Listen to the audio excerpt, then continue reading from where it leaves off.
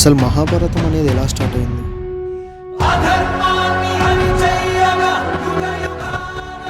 ఇది వచ్చేసి ఆది పర్వం, the beginning of Mahabharata.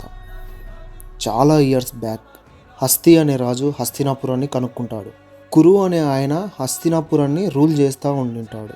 So ఇలానే కురు వంశం అనేది స్టార్ట్ అవుతుంది. ఈ కురు వంశంలో ఒక రాజు ఉంటాడు, అతని పేరే మహారాజా ప్రతిభ. ఈ మహారాజా ప్రతిభ సన్ వచ్చేసి సనాతను.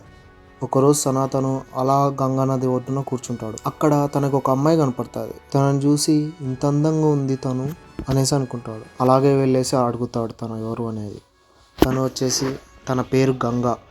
తన వే ఆఫ్ ఎటిక్వేట్ చూసి సనాతను చాలా ఇంప్రెస్ అయిపోయి తనని పెళ్లి చేసుకుంటా అనేసి అంటాడు.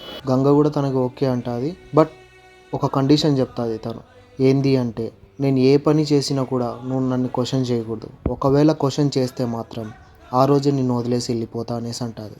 సనాతను దానికి సరే అంటాడు. ఇద్దరు కలిసి పెళ్లి చేసుకుంటారు. ఇలా కొంతకాలం అయిపోయాక ఫస్ట్ ఒక కొడుకు పుడతాడు. గంగా తనను తీసుకెళ్లేసి నదిలో పడేస్తుంది. ఇలాగే 7 మంది పుడతారు. 7 మందిని తను చంపేస్తుంది. ఒకరోజు సనాతను ఇంకా అడిగేస్తాడు, ఎందుకు, ఏమైంది నీకు, ఎందుకు ఇలా చేస్తున్నావు అనేసి. అప్పుడు గంగా చెప్తుంది, మన ఇద్దరికి ఒక కర్స్ ఉంది,